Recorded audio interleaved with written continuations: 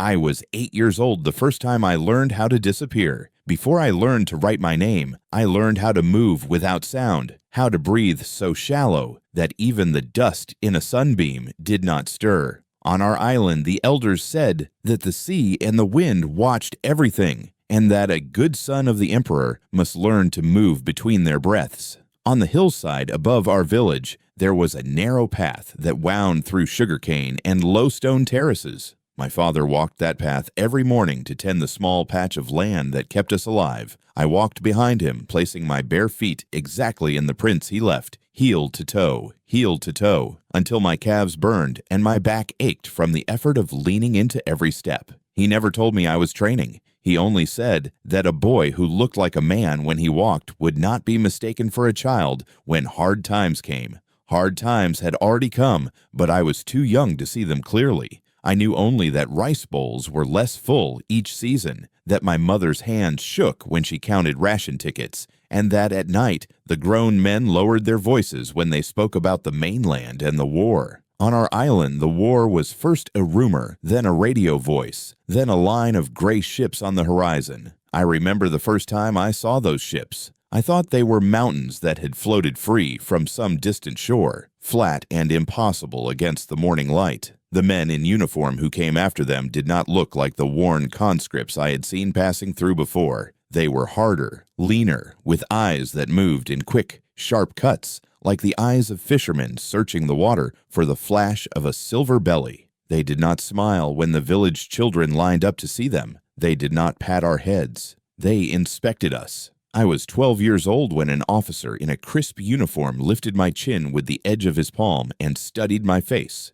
His eyes moved from my shoulders to my hands to the bare skin of my feet. He asked my father how far I could walk in one day. My father gave an answer that made the officer nod once, sharply. After that day, the hillside path above our village was no longer a place where my father and I walked together. It became a place where the army taught boys like me how to vanish. They came at dusk, when the shadows were long and the cicadas screamed so loudly that our mothers could pretend not to hear the whistle that called us away. We met in an abandoned field beyond the last terrace wall. The instructors wore the same uniforms as the regular soldiers, but their boots were softer, and their faces were marked by thin, pale scars that looked like someone had drawn careful lines with a razor. They did not carry rifles. They carried short knives, coils of thin wire, canvas bags with tools I did not recognize, and bundles of black cloth straps that smelled faintly of oil and metal. The first lesson was crawling. They stretched a rope from one end of the field to the other, barely the height of a man's knee. Then another, lower, and another, until there was a web that hovered above the ground.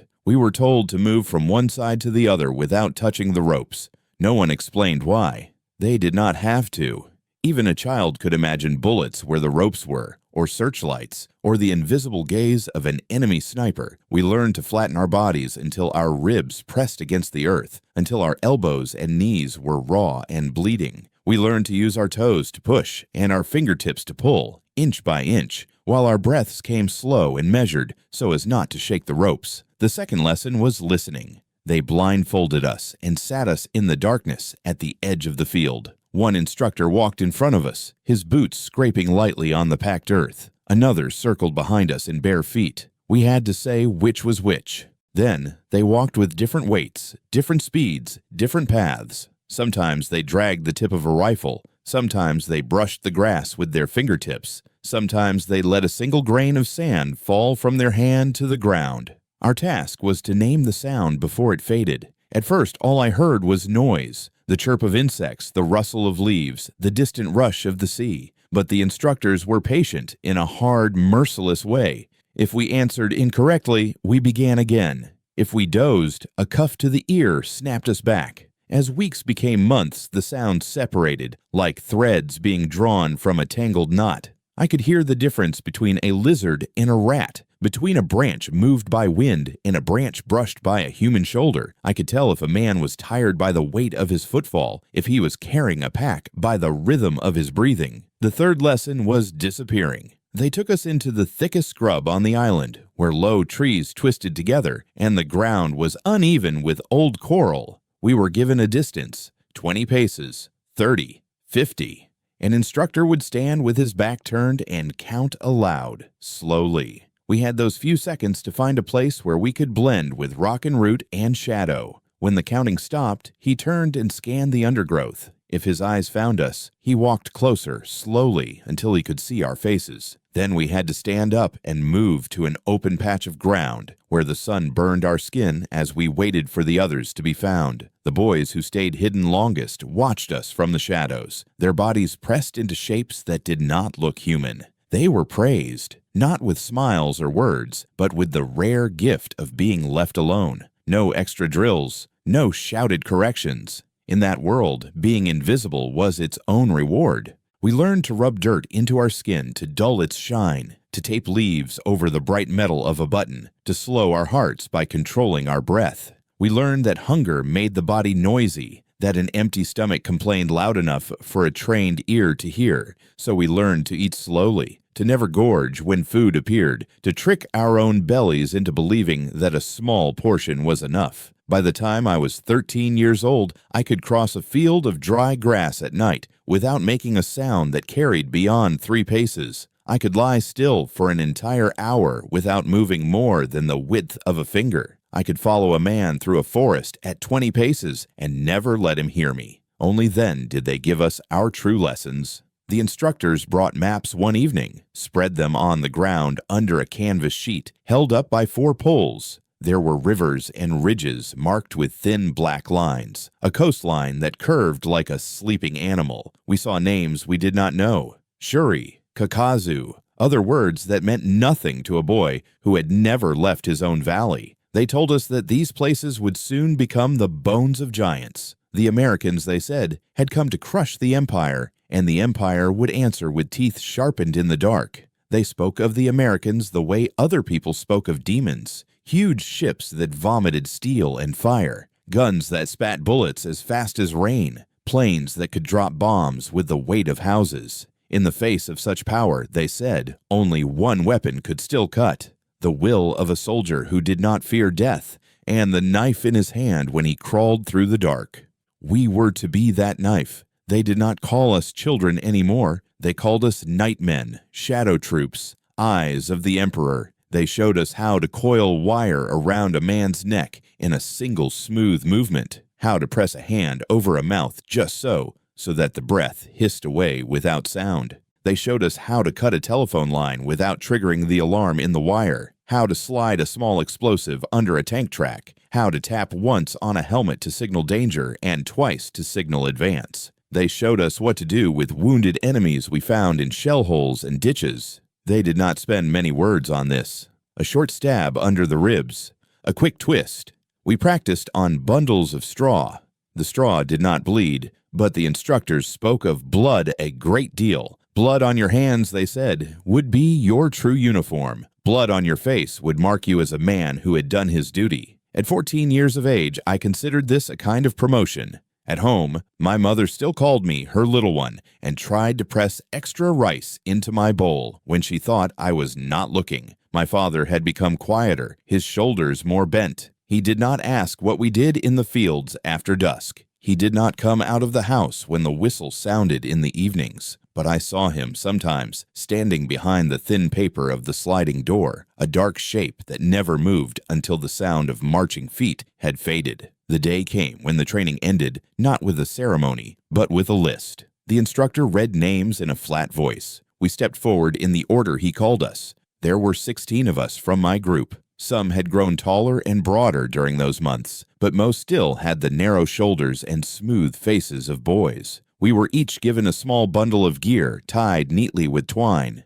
Inside there was a black cloth hood, a short blade, a coiled length of wire, 2 grenades, and a strip of cloth with a number written in ink. The number was ours now, they said. It would follow us wherever we went. It would be the only name that mattered if our bodies were ever found. We marched away from the village at dusk. Our mothers did not come to the road to watch us go. That had been forbidden.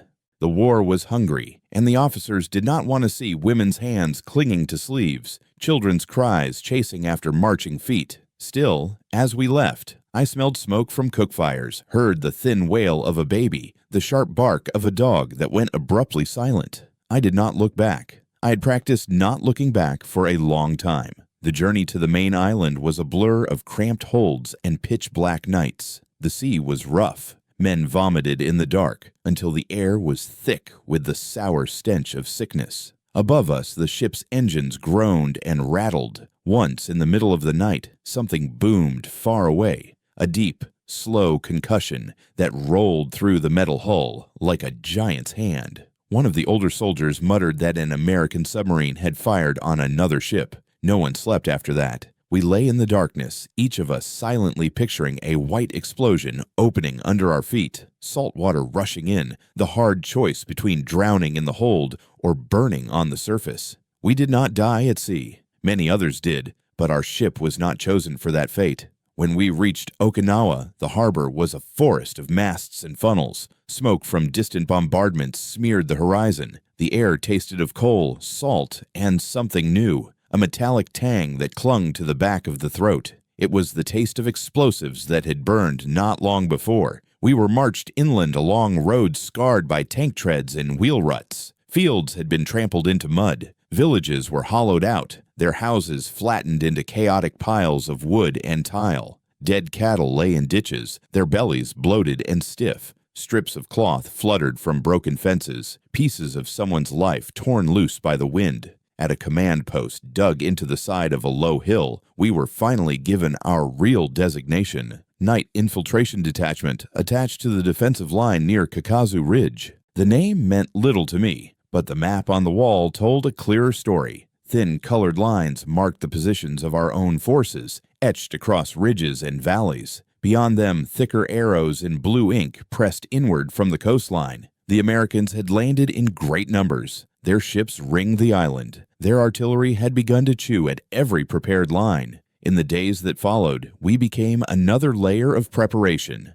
By daylight, the ridge was a maze of trenches, caves, and gun positions. Engineers had carved firing slits into rock faces, dug narrow tunnels that connected one position to another. From the surface, it looked like a wounded landscape, gouged and pitted. Underground, it was more like the inside of some great animal, a network of veins and hollow organs where men moved in the half-dark, sweating and cursing, carrying ammunition and sandbags and coils of wire. We of the night detachment were told to sleep by day in whatever corner we could claim. Exhaust fumes from small generators filled the air with a constant low taste of oil. The sound of artillery was never far away, sometimes a low rumble like distant thunder, sometimes a sudden teeth-rattling crack that sent fine dust sifting down from the ceiling. The officers gave us our first real objectives in a dim tunnel lit by 2 weak electric bulbs. They spoke calmly, as if describing the steps of a household chore. American divisions, they said, were massing opposite our sector. They would push at the ridge again and again, using tanks, flamethrowers, and aircraft. At night, our job was to make them pay for every yard. We were to cut their telephone lines so that their artillery could not be directed accurately. We were to infiltrate their foxholes and gun pits, killing machine gun crews and officers. If we found any positions where their wire was thin or their sentries lax, we were to exploit them, slipping through to cause chaos in the rear. Every dead American, they said, was one less man who could stand on our beaches or climb our hills. Every broken line was one more moment of confusion we could use. They told us that the Americans feared the night. We had heard similar words before in training. Now they were reinforced with stories from men who had already faced them in the jungles of other islands. The Americans, they said, had powerful artillery and great steel beasts that spat fire, but they were clumsy in the dark. They shot at shadows. They wasted ammunition firing into empty trees. A handful of determined men could crawl among them at night like ghosts, leaving horror behind and vanishing before dawn. We believed this. How could we not? It was what we had been shaped to be. The island itself seemed designed for our purpose. Coral ridges created dead ground where a man could move unseen. Drainage ditches and old footpaths carved by farmers gave us routes that did not appear on American maps. The tall grass and low shrubs concealed bodies that knew how to lie perfectly still. Our first missions were small. We went out in pairs or groups of 3. One night we moved out just after midnight, the moon a thin white knife behind clouds. Our unit leader, a man from Kyushu who had already fought on 2 other islands, led the way. We left the safety of our own lines by crawling through a narrow cut in the wire, one by one, careful not to let the metal sing against our packs. 30 meters from our own positions, the sound of familiar voices faded into a low murmur. Then nothing. Ahead of us, the darkness was thicker, as if the very air there belonged to someone else. The Americans had placed their lines in depth, but even the most careful defense has seams. We found a shallow depression where recent shelling had torn the ground. There, the enemy wire had been hastily restored. In some places, it was low to the ground, in others too high, leaving a thin tunnel of darkness where a careful body could slip through. We took turns testing each gap with the back of a gloved hand, feeling for tension or the slight give of loosely stretched strands. When we found one that seemed safe, the leader went first, flattening himself and wriggling under with slow worm-like motions. I followed. I remember the faint touch of cold metal against the back of my neck as I pressed my cheek into the dirt, the dry taste of dust in my mouth, the way my heart hammered when I heard a stone shift under my own weight. Beyond their wire, the smell changed. There was the same mix of mud and cordite and sweat that clung to every battlefield, but underneath it was something else. The grease from unfamiliar weapons, the faint chemical scent of their field rations, tobacco that did not smell like the brands our own soldiers smoked. To this day, a certain kind of American cigarette smoke can drag me back into that night in an instant. We moved toward their forward foxholes by sound. A cough here, a muttered curse there, the clink of a canteen against metal. We avoided those directly at first, skirting around until we found the thicker telephone cable that ran just behind the line. It lay half buried in the dirt, protected in places by sandbags or thin sheets of metal. In others, it was exposed, a dark snake on pale soil. Our instructions were clear. Do not simply cut, wrap, brace, mask the damage with dirt so that a casual glance would not reveal it. My hands shook the first time I slipped the small, insulated cutter around that dead black line. I imagined voices flowing through it, orders, numbers, requests for more ammunition. When the blades bit down and the wire parted with a faint crunch, there was no sound at all, but I felt as if something real and living had been severed. We sealed it quickly, tucking the cut ends into a fold of earth, then moved away. That night, we cut 3 lines in total. We did not kill anyone. The leader said it was enough for a first mission. We crawled back through their wire and then our own. My clothes were soaked with sweat. The thin fabric clung to my skin. The muscles in my arms trembled from hours of holding my own weight a hand's breadth above the ground. When we reached the safety of our own trench, the sky in the east was beginning to pale. Behind us, as the Americans woke fully and tried to call for their shells and their smoke, the lines were dead. For a little while, in that small sector, the giants were deaf. Success did not feel like triumph. It felt like survival. But the officers were pleased. They spoke of how many shells had fallen uselessly, how units had been left without the support they expected. They patted our shoulders, an unfamiliar intimacy from men who usually touched others only to correct a stance or shove a body into position. They told us we had done well. They told us the Emperor would be proud of his shadows. In the nights that followed, the missions became more dangerous. Sometimes the objective was a single machine gun that had been placed in a spot that commanded a stretch of open ground. The gun would spit red tracers in short bursts whenever any movement appeared, chopping shells into the dirt like a farmer's blade into a field.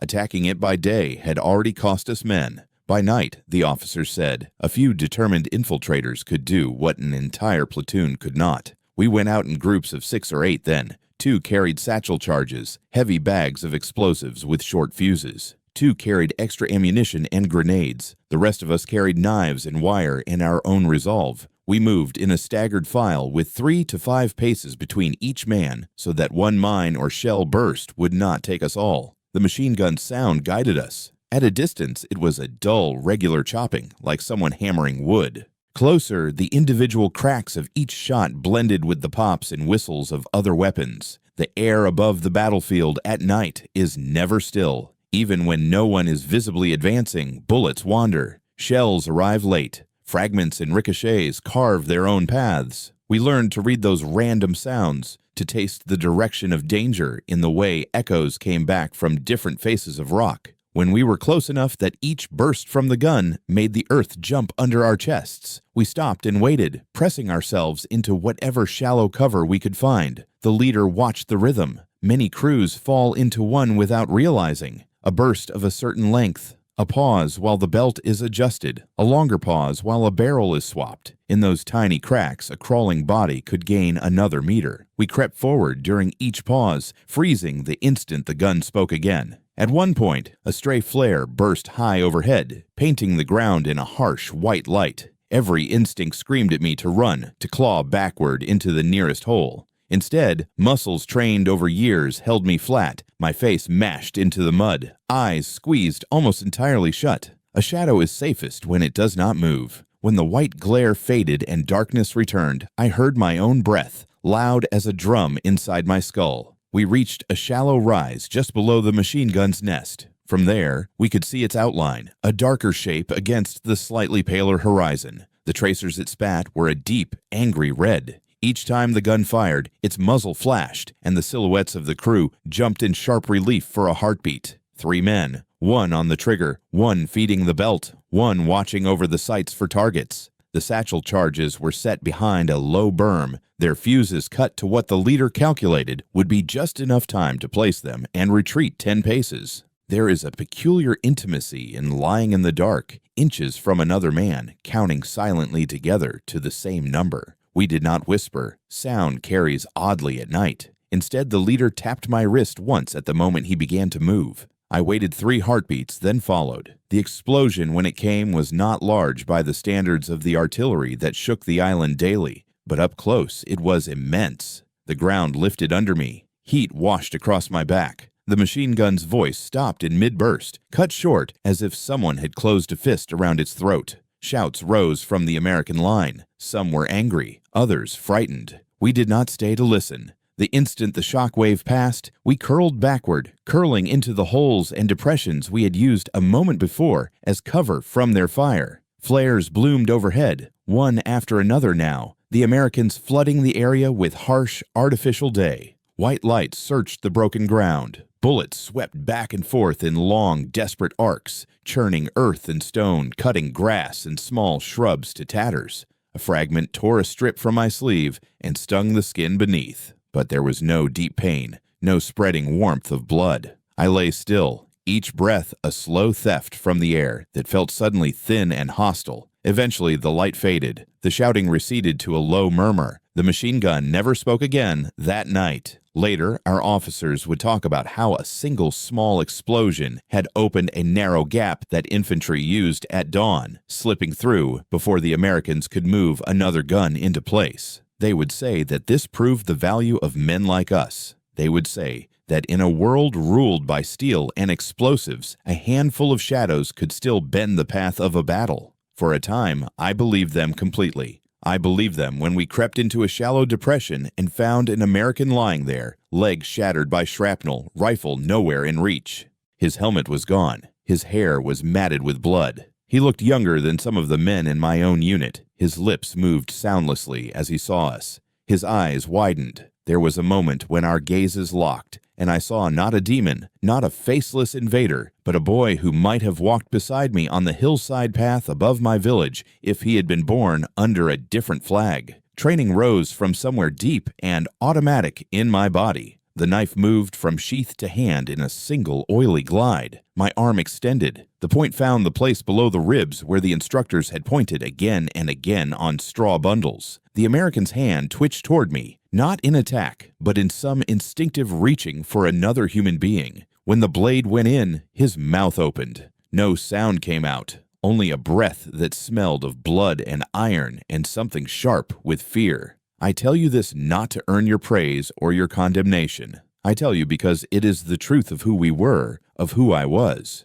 We had been taught that mercy was weakness, that an enemy left alive in the dark would rise behind you when your own back was turned. We were the edge of the Empire's desperation, honed on ideas that allowed no room for shades of gray. Each night, as we crawled out into the land between their lines and ours, those ideas clothed us as completely as our black hoods and camouflage tunics. The Americans, we were told, were blind in the dark. On the ridges and in the ditches of Okinawa, we set out night after night to prove that teaching correct. For a while, the island itself seemed to agree. The darkness wrapped around us like an ally. Their flares burned bright and brief, leaving them more blind after each one as their pupils shrank and then struggled to widen again. They fired wildly at sounds they did not understand. We moved around their bullets like fish around the clumsy thrust of a spear. All of that felt fixed, like the shape of the moon or the course of a river. But even rivers can be damned. Even night can be stolen. I did not know it then, as I lay in the damp soil listening to the distant thrum of their generators and the crack of their rifles in other sectors. I did not know that far inside their lines, men with a different kind of vision were being. The night of April 1st, 1945, began like every other. The sun sank behind the ridges, painting the sky a bruised purple before darkness swallowed everything. Kakazu Ridge breathed with the rhythm of a wounded beast. Low groans from men shifting in cramped tunnels, the distant cough of diesel generators, the endless chatter of rats in the ammunition dumps. We of the night detachment gathered in our assigned chamber, a narrow cave hollowed from coral rock, its walls slick with moisture that dripped in steady, maddening rhythm. 16 of us that night, the largest group yet. Our leader, a wiry veteran from Kyushu with a scar that pulled his left eye into a permanent squint, spread the map on a crate lit by a single hooded lantern.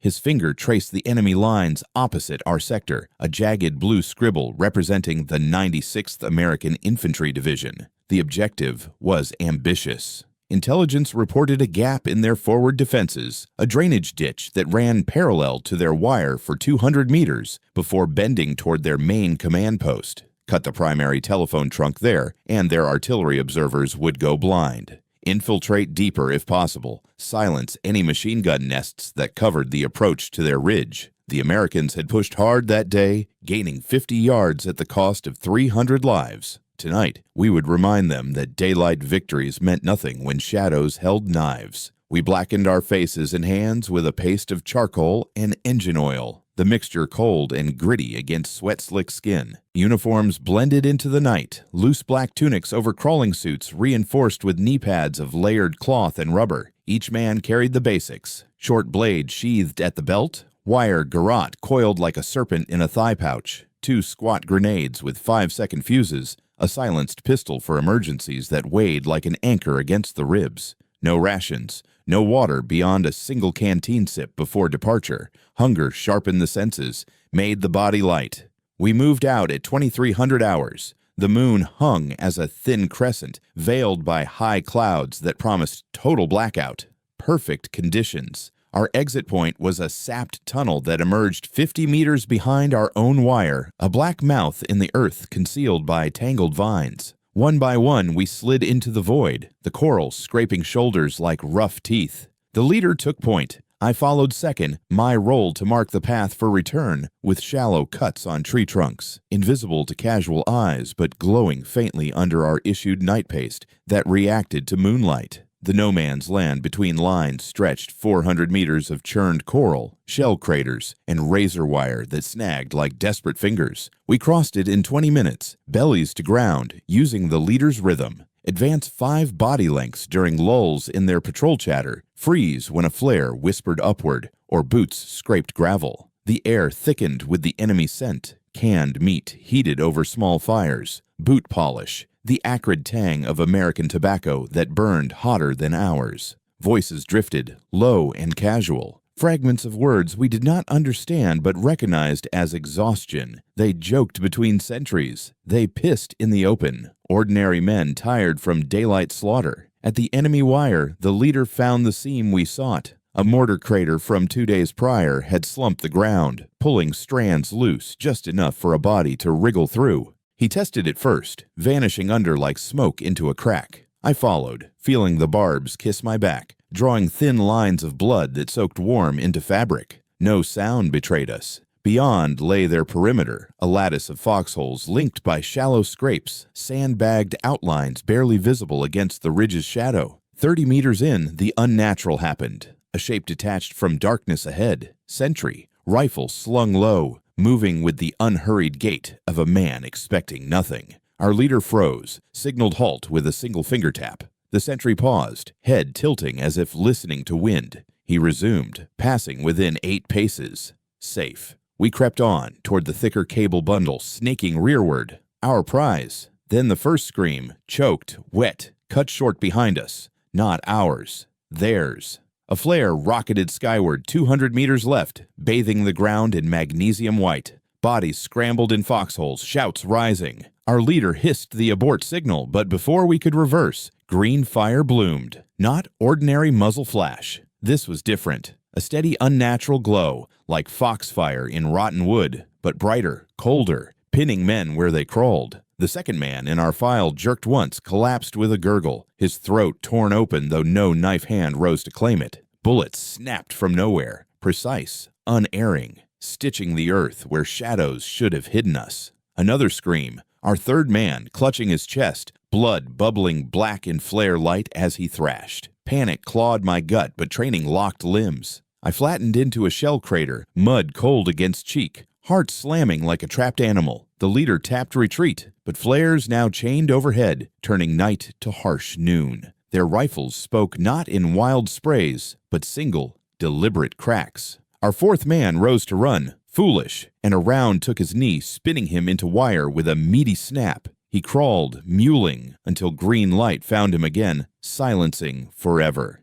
Green light. Invisible death. It hunted us like it saw through the dark itself. How? Flares blinded their eyes as much as ours. Pupils contract. Night vision dies for precious minutes. Yet this weapon pierced blackout, turning men into glowing targets. Our fifth man, veteran of 3 islands, froze in grass 20 paces ahead. A shadow loomed. Not American soldier, but something mechanical, unnatural. He bolted. The green flash chased, bullet entering back, exiting neck in a spray that misted my arm, hot and coppery. 8 of us entered their lines. 4 remained when the leader tapped my shoulder. Fall back, regroup at wire. I reversed, inching through muck, every sense screaming exposure. Bullets plowed furrows inches away, earth erupting in my face, stinging eyes with grit and blood flecks. A grenade tumbled nearby. Ours panicked throw from a dying comrade, detonating with white-hot shrapnel that seared my calf like branding iron, pain blooming instant and total. I bit tongue to silence cry, tasting my own blood. The wire loomed. I dove under, barbs raking scalp, tearing flesh in ragged strips. Free, crawling blind now, leg trailing fire, the ridge's slope my only guide. Voices pursued, not Japanese cries, but American shouts, organized, lacking the chaos of surprise. They pursued with that same eerie precision. 50 meters from safety, agony peaked, muscle seized, leg useless. I rolled into a crater, breath ragged, waiting for the end. Boots approached, heavy, deliberate, not ours. American. Rifle muzzle prodded my ribs, cold steel grinding bone. I tensed for the shot, knife hand twitching futile. It never came. Hands gripped arms, rough but not cruel, dragging me upright. Pain exploded anew, vision spotting black. Through tears, faces swam. Young, stubbled, eyes wide, not with triumph, but confusion. They bound wrists with cord, not wire. A voice barked orders. Medics appeared, faces shadowed under helmets. Fingers probed wound, antiseptic stung like acid poured direct into flesh. Morphine needle-pierced thigh, burn then numbness, spreading golden, stealing edge from pain. Why? Training screamed, enemies kill infiltrators. Dobijim. No mercy for shadows caught in light. Yet they stabilized me, splinted leg, loaded onto litter, carried through their lines past staring foxhole sentries who muttered but did not strike. No bayonets twisted in gut, no garrote. Questions came later in a canvas tent lit by lantern, reek of iodine and canvas mold. An officer with maps leaned close, speaking slow Japanese through interpreter, not screams for confession, precise queries. Unit strength, tunnel locations, patrol routes. I answered nothing at first, expecting torture. None came. Water offered, clean, cold. Rice balls, American versions, sticky with strange spices. Sleep claimed me, under guard, not chains. Dawn broke. I awoke in aid station, leg bandaged professional, infection already stemmed. Outside, artillery thundered, ours falling blind without severed lines we never reached. Their doctor checked dressings, nodded approval. No executioner's hand raised. The green light haunted dreams. What sorcery turned night to their ally? Reports filtered later from survivors. 3 escaped that raid. Whispers of American rifles with glowing eyes. Batteries strapped like packs. Scopes seeing invisible rays. Demon weapons from ships that birthed steel monsters. Our vaunted darkness, Empire's last edge, pierced clean through. Betrayal deeper than steel. Night, our mother, our cloak, now enemy midwife to death. I lay fevered, leg throbbing, mind cracking under weight. Shadows hunted by light they could not see. Americans no longer blind giants stumbling in dark. Hunters with eyes like cats in moonlight. 2 days passed in haze of morphine and interrogation. Questions evolved, not accusations, offers. Show tunnels, they urged through gestures, maps. Save your men from pointless crawls into death. Betray, live, refuse, perhaps bullet later. Choice crystallized in third dawn. Another night raid attempted nearby. Screams carried, green flashes seen from tent flap. 16 more shadows vanished into that invisible harvest. Pointless. Empire's desperation devouring own children. I nodded to maps. Pointed ridges, cave mouths, wire seams.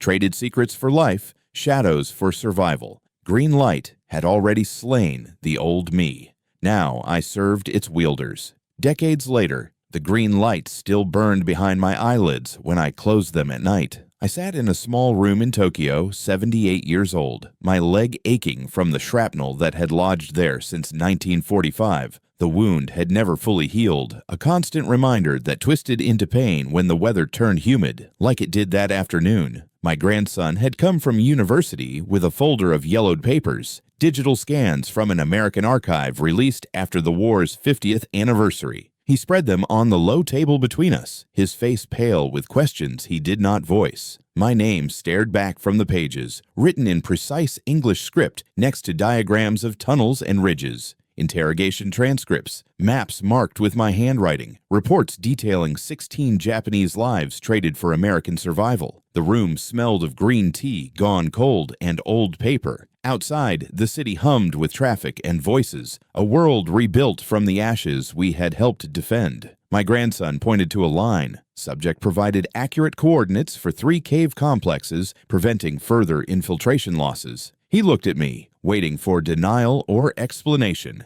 I took the folder, traced the faded ink with a finger that trembled not from age, but from the sudden rush of soil and blood in my nostrils. The green light flickered again, pulling me back. Not to a memory, to living it again.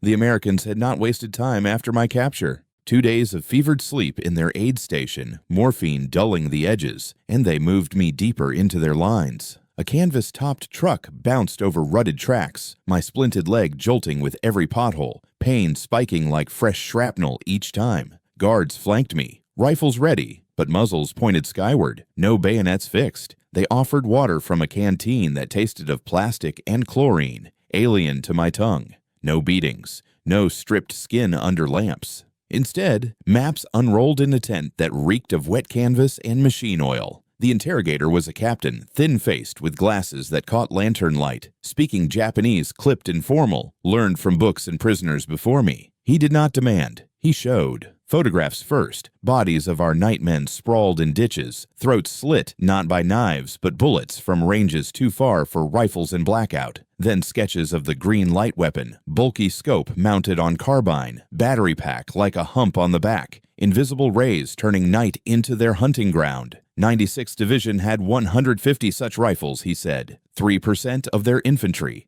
31% of our dead from small arms that week. I stared at the drawings, the impossible mechanics piercing my certainty, our shadows, Empire's last weapon, nullified by American ingenuity. He slid forward a fresh map, blank ridges waiting for my marks. Refuse, he said, and 16 more of your men crawl into the same graves tonight. Cooperate, and perhaps fewer die pointless deaths. Choice was no choice. Empire's command screamed loyalty unto death. But death had already come for 8 of my brothers under that cursed glow. I took the pencil, First mark, the main tunnel mouth, 200 meters left of Kakazu's crest, where last night's screams had echoed. 16 shadows entered there. None returned. Their blood still soaked the coral when I drew the line. Marking it felt like carving my own guts.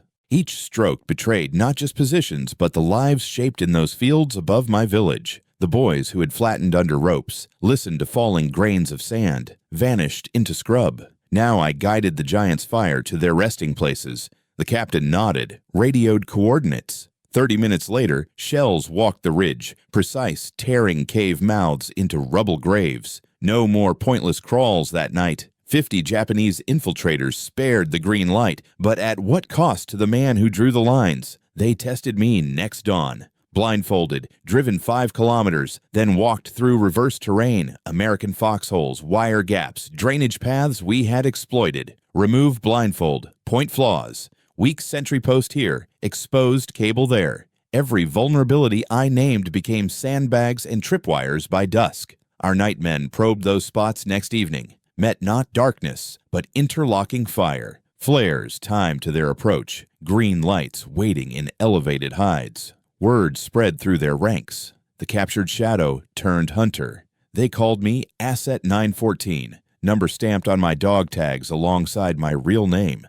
No torture chains. A cot in guarded tent. American rations 3 times daily. Canned ham sweet with chemicals. White bread soft as forgotten luxury. Coffee black and scalding. More food than my village saw in a month. I ate mechanically at first, stomach rebelling against abundance earned through betrayal. Then hunger won. Body demanded fuel for the maps I drew. Days blurred into nights of inverted purpose. By lantern, I sketched patrol routes our officers used, timing their rotations to the minute. Radio silence zones where cave signals hid. Ammunition caches buried under false trail markers. Each disclosure saved American lives, doomed Japanese boys who still believed in shadows invincible. One night, marking a wire tunnel for 50-man raid, thunder rolled, our own artillery, falling short due to severed lines I had not reached, but now ensured stayed cut. Shells buried 60 of ours in collapsed tunnels. I heard the ground shake from 3 kilometers away, felt guilt settle like wet clay in chest. Officers visited, not for rage, curiosity. A lieutenant from sniper team showed me the weapon up close. M3 carbine, heavy as newborn child. Infrared scope glowing faint green when powered. Battery hummed against my palm, volts invisible but lethal. He flipped switch. Through eyepiece, foxhole shadows leaped vivid, men bright as midday ghosts. Range 70 yards in blackout. 3 hits of 5 on man targets. 127 Japanese dead that week from 150 such guns. Our night tactics shattered. He let me fire once into sandbank. Recoil bit shoulder. Green world contracted to crosshairs. Bullet struck precise. Power of gods wielded by boys no older than my training group. Moral fracture deepened. I saved lives. American perimeter held. Their wounded fewer. Ridge unbroken. But shadows died by dozens, conscripted children crawling to green death I helped illuminate. Empire's desperation consumed its own. Loyalty twisted, betrayed Japan to spare pointless slaughter, serve enemy who fed and questioned humanely. Okinawa fell June 22, 1945. Caves choked with dead. Shuri Line collapsed. Last night raids became suicide charges. I marked final positions from memory. Shipboard, after surrender. Americans repatriated me not to Tokyo, but internment camp stateside. Value as asset outweighing risk. There, more maps. For occupation forces landing Kyushu. War's end brought no triumph. Emperor broadcast surrender August 15th. Hiroshima, Nagasaki. New shadows. Atomic fire erasing cities whole. My village untouched, but mother aged 20 years and 5. Father dead from rice shortage. I returned changed man. Hands stained not blood but pencil lead. Back in the Tokyo room, grandson watched as I closed folder. Green light faded, leaving only old pain. He asked if I regretted. I met his eyes, saw a boy from hillside path. Regret spares no one, I said, but truth does. Shadows thought night eternal ally. Green light proved otherwise. Betrayal saved lives on both sides. Fewer ghosts haunting ridges. He nodded, understanding half. Folder held proof. Asset 914 ended cycle of blind crawls. Empire fell not to steal alone, but light piercing its myths. I betrayed to illuminate truth, that enemies bleed same red, fear same dark, deserve same chance at dawn. Outside, city lights blazed careless against night sky. No blackouts, no shadows needed. Green light had won long ago.